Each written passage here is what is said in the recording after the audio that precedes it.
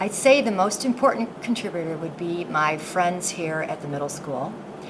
I couldn't have picked a better group of colleagues with whom to work. They've inspired me in so many ways, not only to be a better teacher, but just to be a better person all around. And they've been encouraging, they've been supportive. I can't imagine doing this job without them, and I'm going to miss them terribly when I don't see them every day. Probably the guys around me. I learned from all of them. I've enjoyed my experience here. The students have been really good. Well, there's been some not as good, but we've been able to work with students. I find the Batavia students are very respectful. My colleagues that I've worked with have been most helpful in both collaborating and helping with all the different classes that we all teach and working together for the benefit of students. So I'm glad to have had my experience here. Well, I have lots of contributors. Obviously, the most important being my husband and my two wonderful kids. I have two grown-up kids who are so special. They are chasing their dreams, which is wonderful, and they make me proud every single day. And both of them loved school, so that was great. And so they also helped me here, even in class.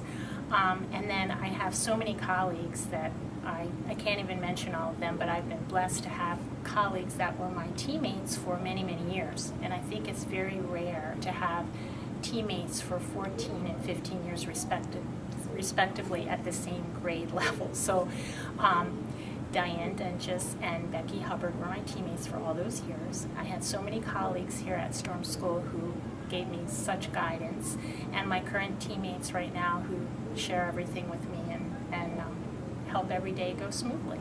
I think when I started here, I started working with the head custodian then, Steve Wolgast, who passed away last year. And even though I was warned that he could be kind of grumpy, he taught me a lot of things. He showed me how to fix lockers, change light ballasts. And really all the maintenance guys in the district are very generous with sharing their knowledge. I've never had anyone say they wouldn't tell me or help me with something. They used to, before we had guys stationed here, they would come over all the time, and whenever I had a problem, help me with it or fix it themselves, show me what they did. It's been a great place to work. Oh, it would have to be my coworkers and myself. We worked as a team, and that makes everything work so much better. You know, there isn't one contributor or one person, so I took some liberties with the question, and I think it's really just about the collective people that you work with. It's not about my success or successes, because really my successes are really reflected in the successes of the staff and the building, and without the wonderful people that I've worked with over the years, nothing that takes place in this building could have ever happened. So I've had a great opportunity to work with all kinds of wonderful people, from Mark Anderson and Kelly Karnick to every teacher in this building, to the divisionals the last couple of years, to all the teachers.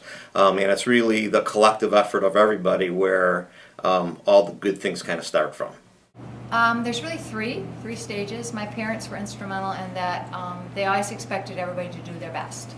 And if you could look them in their eye and say you tried your best, they didn't care what grade you got, as long as you did your best. And I think that stayed with me forever. I have to also say my husband, when we moved here, he allowed me to go back to school, or encouraged, I shouldn't say allowed, encouraged me to go back to school, even though we had 3 small children at home, because I always wanted to teach. And then currently it is the staff here at the middle school. They are instrumental in always encouraging everyone to do their very best work all the time. I think that sometimes we can get caught up with all the new things and everything going on. I think we really need to keep in mind our real purpose here is to help kids, to help students, help them be successful, help them make some decisions what they want to do later in life, and that we are here for them, and we don't get caught up in all the details and all the daily planning, that we kind of share their joy and share. We need to have joy for the things that we like to do with them as well. I would say not to just refer people when they have questions or problems to the website or something like that. I always tried to figure it out on my own, and then if I couldn't answer it at the moment, call them back. The personal touch is best, and if you talk to the insurance companies, etc., you get the answers they need, and I think it makes their life easier. Make sure you have a lot of very comfy shoes because you will be on the move all day long. You probably won't be sitting down much at all during the day. And I would also have to say that as frustrated as you might get, just always remember, and I hope I've done this enough, just remember that a kind word and a smile could mean the world to a kid. 2 pieces of advice. I think the most important is you have to be willing to work really hard because school isn't from 8 to 3. And I think it's really hard when you start teaching the first couple of years, you don't realize how much work is involved in order to do a good job. I think the second thing I would also say though is you have to realize you have to have balance in your life. So at some point you need to say no. And whether it's a committee or a sport or something, you need to have balance and you need to take care of yourself. But I thought I would share a few of my friends, and I do have some important rules for new educators. And the one being that if you tell kids what you like, chances are you're going to get a lot of them. Some people might say you better not do that then, because I don't even have all my giraffe jewelry, necklace, pins, etc. on right now. As a matter of fact, I have to use my swizzle stick and mug. My advice is tell them what you like. Let them know who you are, because after all, if you want them to share with you, they need to know who you are. And so it really is, as one of my colleagues shared, and as I talked about this a little bit, it is magical when you have a chance to let the kids really get to know you. I do have a couple other rules or helping suggestions for new teachers, and obviously this is one that everybody knows. Be flexible, because education is just like Chicago weather. If you wait 20 minutes, it's going to change. And it is harder to keep up with the changes as you get older, but with the help of your colleagues, you can get through it. And the last important rule is please go and talk to one of your colleagues rather than emailing them all the time. Well, educators or someone taking my job, I would say keep your sense of humor. Don't get too stressed out. Make sure you're working cooperatively with other people. That would probably be the best. Best advice would just be try to keep your sense of humor.